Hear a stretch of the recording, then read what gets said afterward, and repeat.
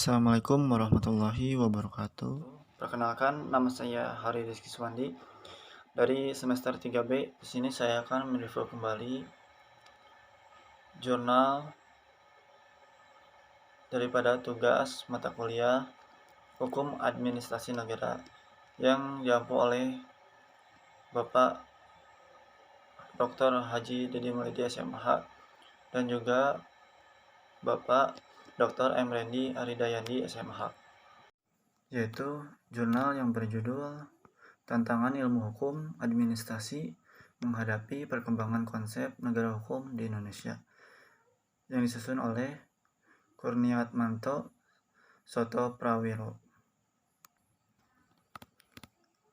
Hukum bertujuan untuk menyelenggarakan atau menciptakan ketertiban, yang dimana menjadi syarat pokok bagi adanya suatu masyarakat yang teratur, maka diselenggarakannya kepastian hukum. Hukum memerlukan kekuasaan untuk melaksanakannya, dan kekuasaan mempunyai batas-batas yang ditentukan oleh hukum. Kekuasaan itu sendiri mempunyai pengertian sebagai suatu kemampuan untuk memaksakan kehendaknya atas pihak lain. Namun, sebenarnya kekuasaan adalah sesuatu yang bebas nilai. Kekuasaan itu malahan merupakan sesuatu yang harus ada dalam masyarakat yang tertib dan teratur. Disinilah hukum administrasi mengambil peran utama, yaitu untuk membatasi perangkat penyelenggara negara dalam penyelenggaraan kekuasaan negara.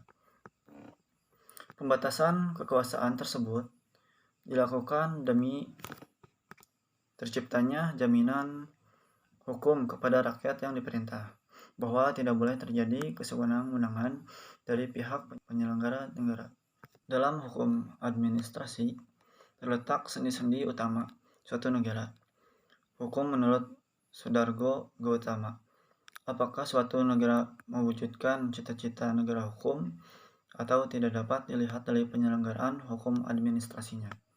Suatu negara dapat disebut sebagai negara hukum apabila memenuhi sejumlah persyaratan.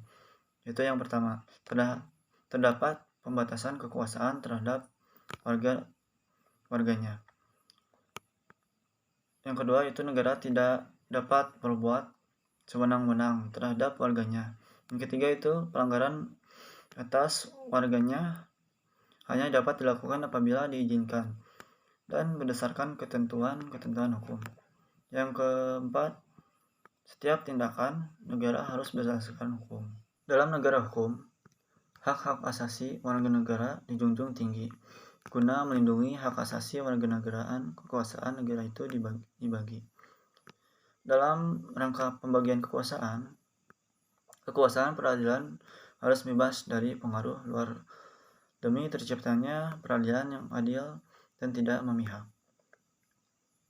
Tujuan nasional Republik Indonesia terdapat dalam pembukaan atau preambul Undang-Undang 1945 alinea keempat yang diperinci lebih lanjut dalam batang tubuh Undang-Undang 1945 pasal 27 sampai 34 menentukan sejumlah kewajiban negara terhadap warganya dalam rangka penyelenggaraan kesejahteraan warganya.